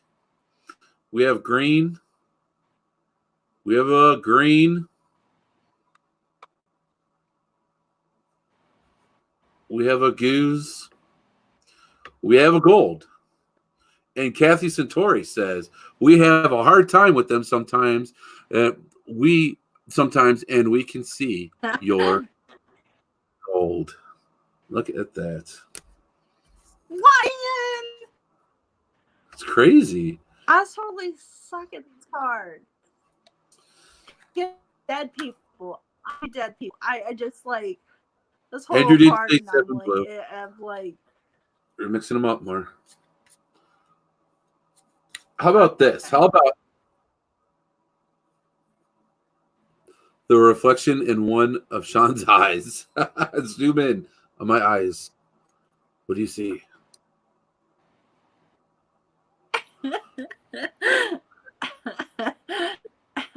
put it over your third. Oh! Yeah, put it over your third eye. You know what? I'll do that. I'll put it over my third eye, and you guys can. Here, I'll mix them up. And again, these cards are from Michelle Belanger. I got them at an event. She has them on her website. You can go to michellebelanger.com, and you can get these cards. And she also has lots and lots of really good books. I have a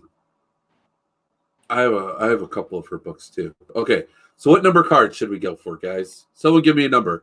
The first number I hear or see. I'm going to take it from the comments. The first person to put a number up is going to be the number I see.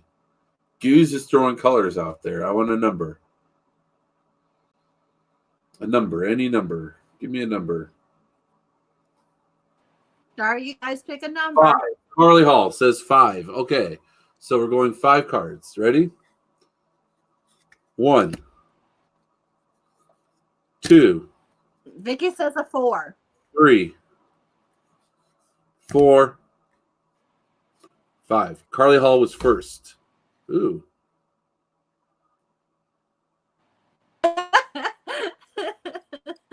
On my third eye. Here, I'm going to send it out. Sending out psychic waves. Guess.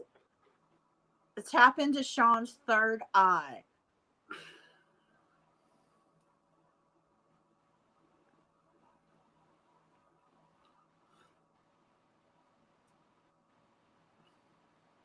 I bet on Justin or Vicky.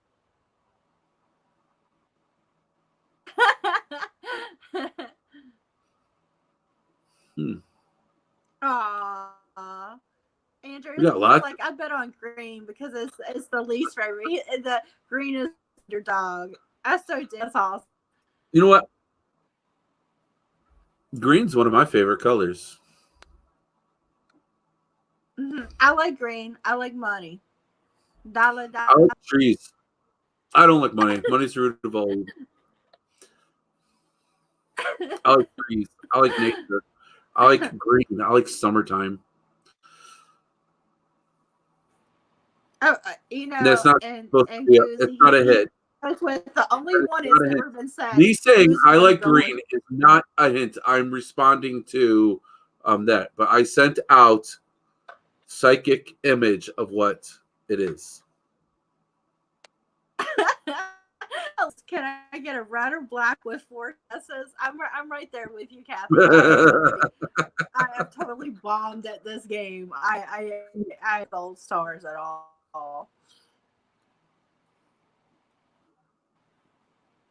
Okay. So Justin Brown says yellow. Andrew Helton says green. Carly Hall says green. Gooseby says white. Donna Abbott. Donna, what's up? I haven't seen you on here. Green. Vicky, because her eyes are green. Kathy says red or black. Or can I get 4 guesses?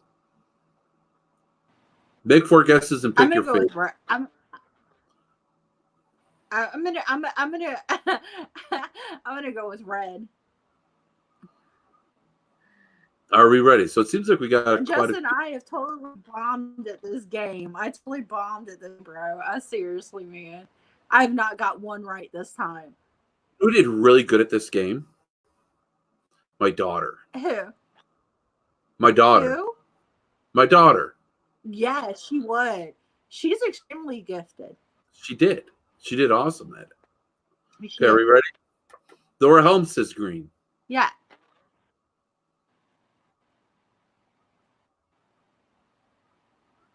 And after these messages. Is it? Come on, Sean. Show me what the frick it is.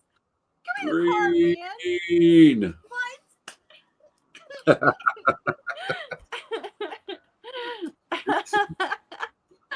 Ooh. We're going to throw this card in the mix. What? Ready for this? It's a trick card. That's red. It's going to be red. I'm going to get a red card somewhere in this reading. I'm throwing this in the deck. It's a mystery card? That was so really. It's a trick. I'm mixing it in, guys. Look. I'm mixing it in. All right. All right. You're doing this Marlin stuff over there. I'm just saying with your little now there's one card that is a trick card in the deck. We're stepping it up, guys. This is fun. All right. Oh, we need to get Michelle on the show. Maybe she'll play with us. Okay. So after Carly gave us 5, Vicky Wallace gave us 4. Do you want to go with 4? Or 17. Andrea Dow says 17. That is a very random number. We draw 4 on Gooseby. I'm just saying, we draw 4 on Gooseby. Draw 4? All right, you're the co-host. All right, so we're going to mix them up some more so everyone can see me mix them. Okay, 4. We're going down to 4. Ready? That's okay. Keep guessing it Yes. before I choose. Andrew, you've been right, man. You do it. You can call it. That's crazy. Yeah, You've gotten Andrew was like, he's gotten Andrew's 2 right getting- before I pulled the card. So that's impressive. And I'm gonna pull the card now. Ready? And we're gonna go 1. And we're gonna go gold. 2. I picked gold. We're gonna go I'm gonna go for 3. the gold. And here's the 4th card.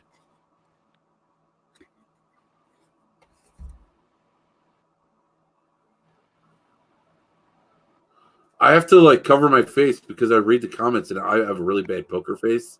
I always lose at poker, so because Mm-hmm. I have a bad poker face, so I got to cover my face so you guys can't see my bad poker face when people are making comments. Ready? And what do you see? You can see my eyes are closed. I'm still going with Projecting. gold. I'm projecting. You can go with the color. You can go with an image from the picture. You can do whatever you like. I will accept any of them.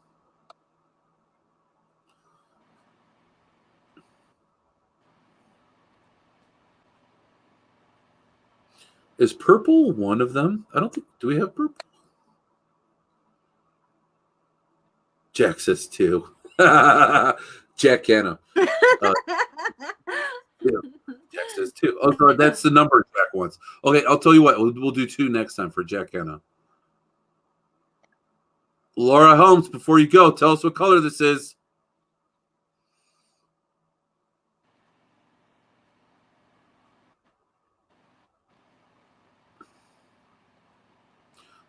Laura I'm Holmes, with what do you gold. I'm just gonna go with gold. I've got them wrong all the time. Every one of them. I'm shooting for the last time. I'm going for the gold, man. All right, guys. We have to give them a little. We have to go give them a little bit of time because there is a lag. So we have to like wait. What do you want a drum roll? You know I what? can't do I don't know if I could do a drum roll here. I suck think I can get a drum roll. I think. What? Oh my god! Because I suck at No, I sound can't. effects. I can't do a drum roll. I thought that maybe on Spreaker there's sound effects on the Spreaker app. There's a bell. No drum roll. There's crowd cheering. We can do get studio laughter. Okay. Going back to full screen.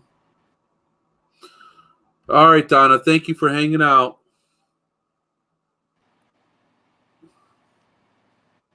Jack says yellow, blank, black, red, blue. Andrew. Oh, he's giving the options. Okay. I'm like, yeah, just list them all.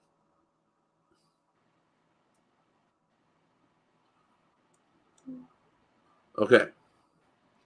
You need to ask Michelle about why some people with abilities do not get these. She says this is a thing. It is a thing. You're right. But it's good practice. It's good practice. Answer because I'm good with dead people. I or if I hold an object, I can put residual energy and things like that. I need to practice at this, I guess. We can do especially if I think I want to go to Las Vegas. I could try this in Las Vegas, right? Right? Oh, in Vegas, if you can count, if there's a way to count.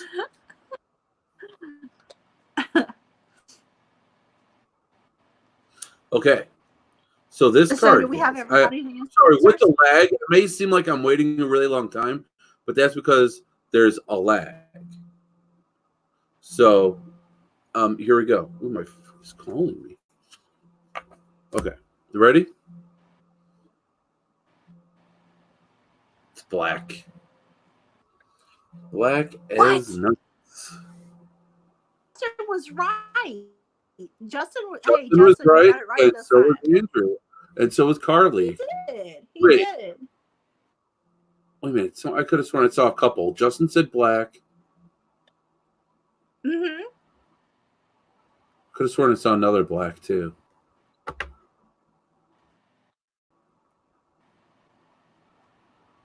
Did Andrew guess? I did just add a random blank. So Justin is the right one. All right. And put this right back in there. Now, the way that I mixed it up really doesn't matter because these are all repetitive cards. You guys can see they're all repeating. Okay, they're all repeating. So, I love them. I like them because they're circle cards. But all my cards that I have are like, you know, tarot or oracle cards are all square. all right. So, are we going with Jacks too? Oh, Andrew said white. Andrew said white. Okay. Okay. So, love you, Vicky. Thank you for watching. I got to go too. Speaking of mom duties, I got dad duties. I said duties. All right. Mm-hmm. So we're going to go with Jack Kenna's 2. Okay. I did mix them up. And we're going to go a 1. And Jack, I'm not doing your 2. We'll do 2 again. No. I do this. I just be like, I want to pick one. Can I just pick it? I'm going to pick it. I'm going to pick it. Pick it. I'm picking this one, guys. What am I picking? What am I picking? This is another way for you guys to think of it. Sean is looking for a specific card. Which one is it? Which one? Which one is it? He is looking for. It is this one. What is that? What is this card? I'm going to go with white. I swear, I'm going to nail one of these cards. I swear. Instructions. Andrew. All the instructions are here. Look how many. Look how instruction cards are. Seriously, like, look at all these instruction cards. There's a lot. There's almost as many instruction cards as there are in the deck. I don't read it. I don't read it. I just YouTube stuff. Early figure it out. I'm like a dude. They're like, no, I just put stuff together. There's pieces left over. It's a.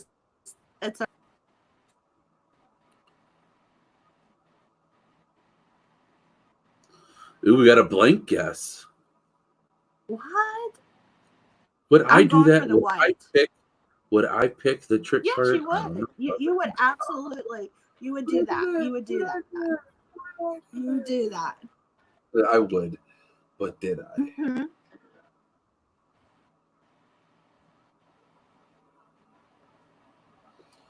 Ooh, Carly's saying blank. We got 2 blank guesses. Man. We have a red. Fred red. No, we have Fred. I don't know how Fred got in the mix. Sure, red. Go Fred. Go Fred. Look, oh, wait a minute. Wait a minute. Wait a minute. Wait a minute. I was hoping Fred. I love Fred. I'm totally How about this? Fred right How about now, this, Laura. guys? Who am I? Hi there, neighbor. You know the guy was on Howdy ho, neighbor. Tim Allen that looks over the fence. See, you can get that from my bad joke, but you can't guess what this card is. Look, it's just one of those weird things, Sean. You know, I'm just. Ooh, Andrew thinks I would have chosen the like same that, as the last. You know? Would I have chosen the same as the last? You know what? I would even take as a guess. Is the card upside down? Is it sideways? So it could be color. It could be a vision, a picture that's on the card. All I know, I'm just gonna go with my gut and just say white. I could be completely okay with that. I'm ready? comfortable in my ability to.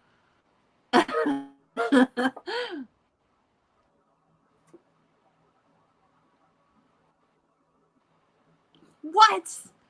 Off into the blue wild yonder I go. I just have to, like, I'm gonna get these cards and memorize these cards. I swear to gosh, I'm gonna count these cards. That's what you got to do. You know what's funny? I don't even see the trick card in here. Oh, there it is. There's the trick card. There's the trick card. Oh, can we do this? Trick Yes. card's on the bottom. Where is the trick card? Trick card is on the bottom. Follow it. Can you follow it? Where'd it go? Do we know? I don't know. Oh no! No, you can't because I just dropped them. Look at that set. Oh my gosh. What? We got a What casino psychic dealer over there. Oh yeah. I totally just ran one over. Oh, I'm totally pissed. Look what I did to my card. Look at that shit. Oh. How the fuck did I even do? Oh. I ran it over with my chair. I suck at life.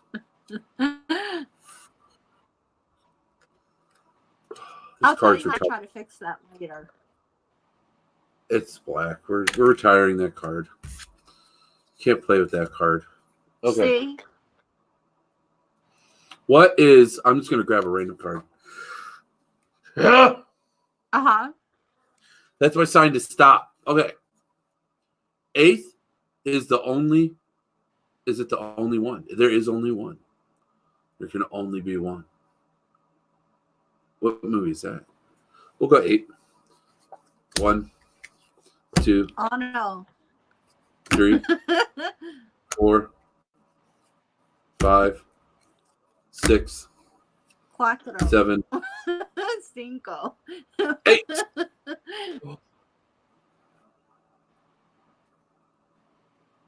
Okay. What is that? I'm going to go with green. I just want green because everybody, that's just the color it's been there the most. Green. I'm going with green. That's my final answer. I'm thinking karma against my choice. LOL. Oh, and Andrew goes, it was my karma of my choice.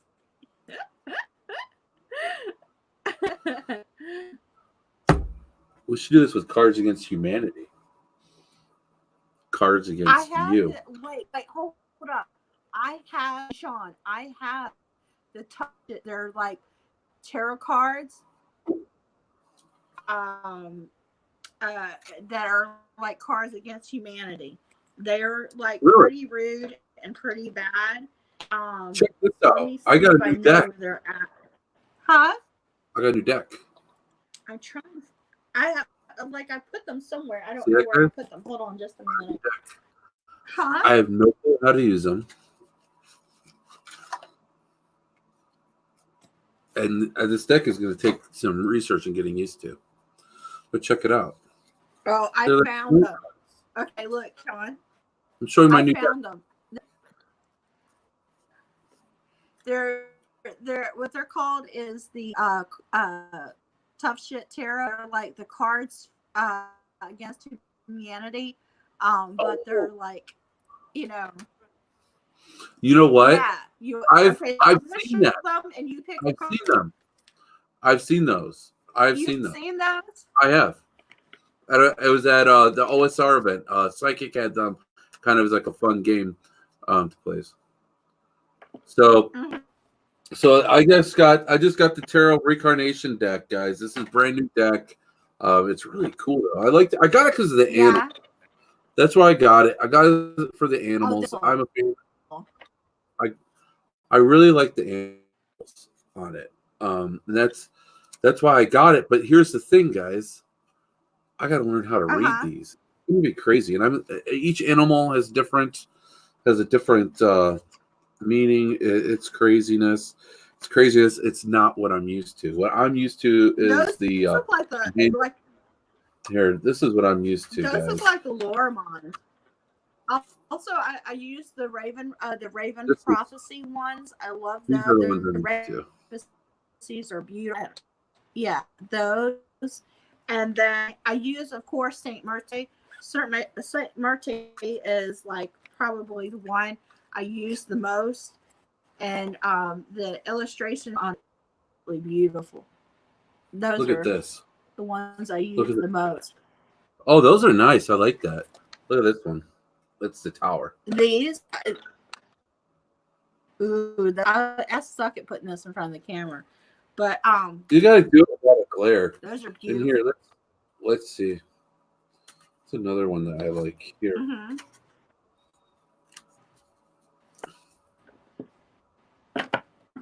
That one there. That's the sun. You'll notice that it actually does have Hebrew on them. And here's the chief. This is the son of stones. Right there. Oh, that's beautiful. And look at the back side of them. Isn't that cool? So this is the deck island. What are those called? These are You'll have to send me the link for that. Those are beautiful. The eye one, I love that eye. These are handle. old. Yeah, because I'm obsessed with the eye.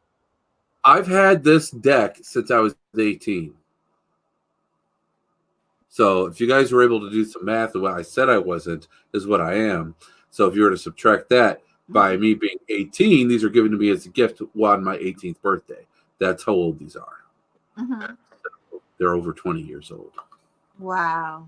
Those are beautiful. They've got great energy. They really do. Mm-hmm. So I know that I'm a definite collector of cards, and I'll use like a specific deck, or use 2 or 3 decks at the same time for a reading for someone, because of the different energies and whatnot. I want to get back into doing it. I haven't done it in a long time. I really want to get back into it. Yeah, we could definitely work. That's why I got this deck.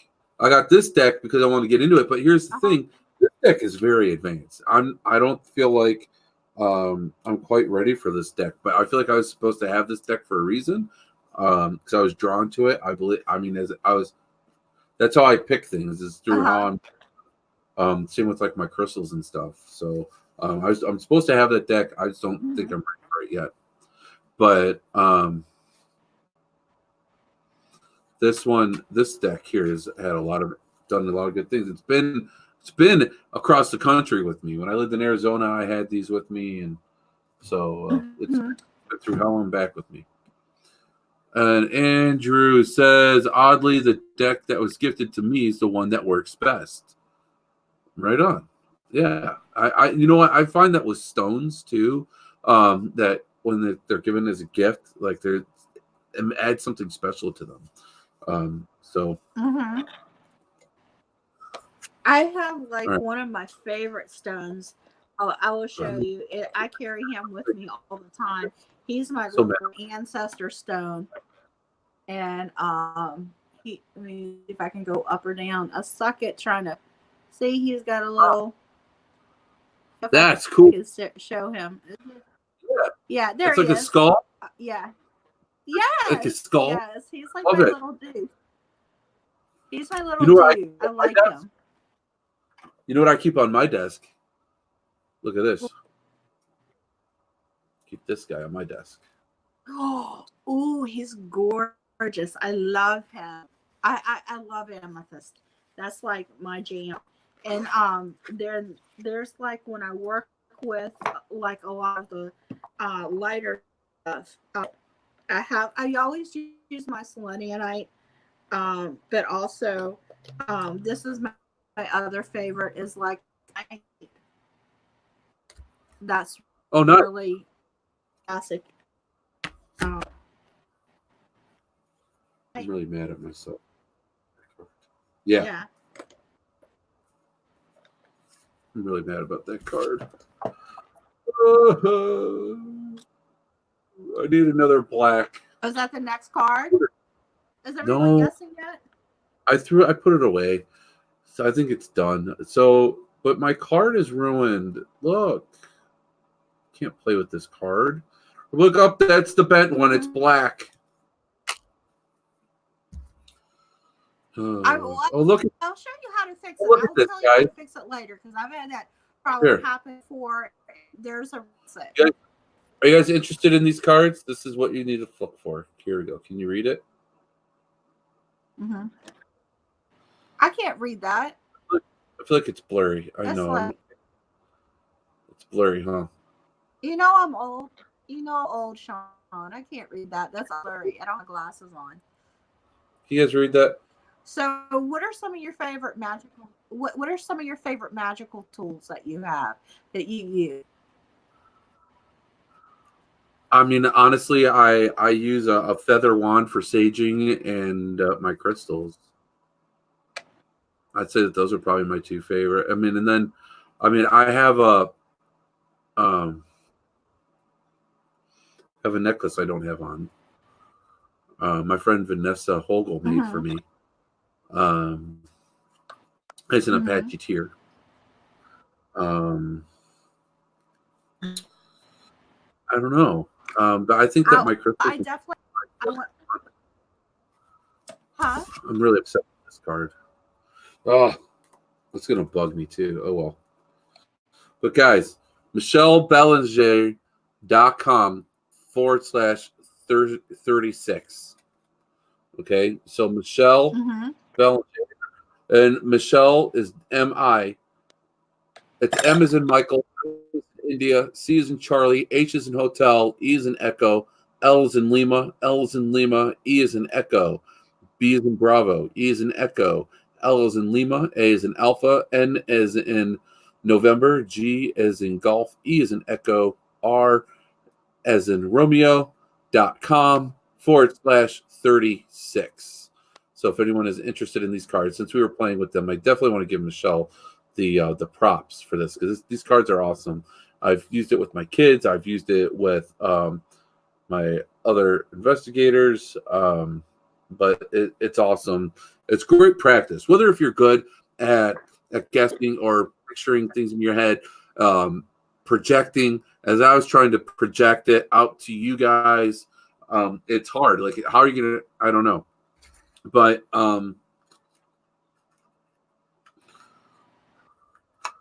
yeah, check those out and check out her other books. They're all there. I have a book by Michelle Bellinger that I really liked. It's a Ghost Hunter's Guide to the Occult. And that was my introduction to the occult. So that was great. It was good for me because paranormal investigators need to know about that stuff.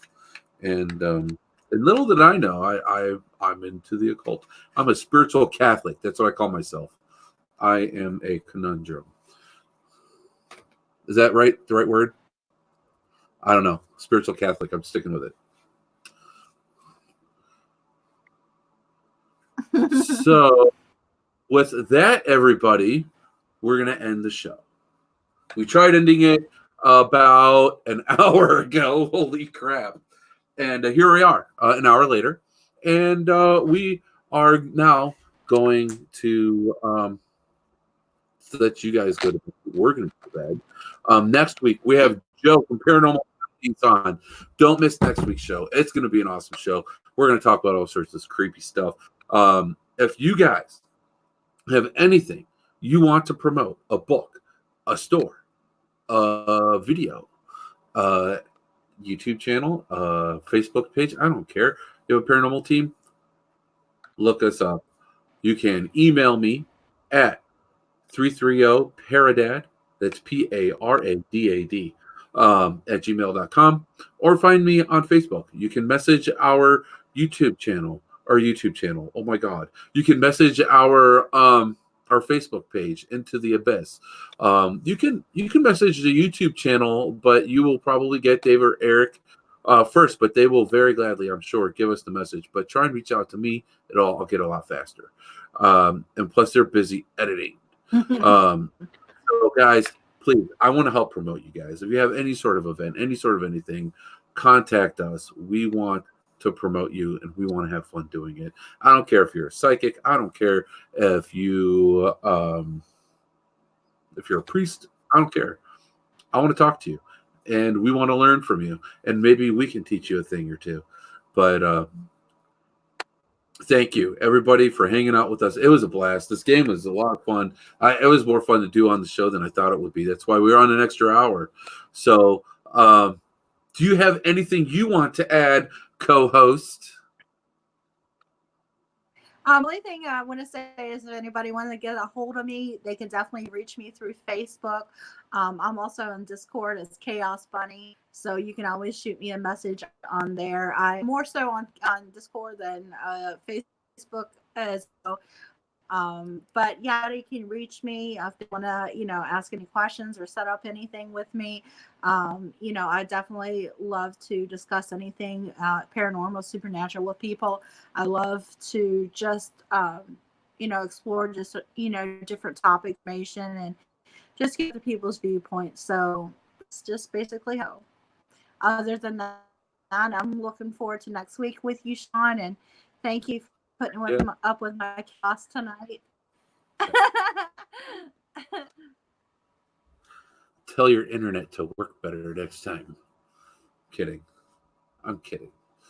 What I had to do, because my internet, one of the many things that I did to make it so that the show does run faster and better and more smoothly is I got a Wi-Fi boost, and I've noticed that has helped me immensely. So, and it's not like my house is huge, but that little bit of a boost is totally worth it because now it runs more smoothly. So I don't know. I don't know if that's something for you, but I got it for like 30, $40 on Amazon. So Amazon, I'd never even thought that would be like a thing, and it worked. So I'll tell you what, any pointers to us podcasters or video editors, anything that we can do to help each other out, that's what we got to do.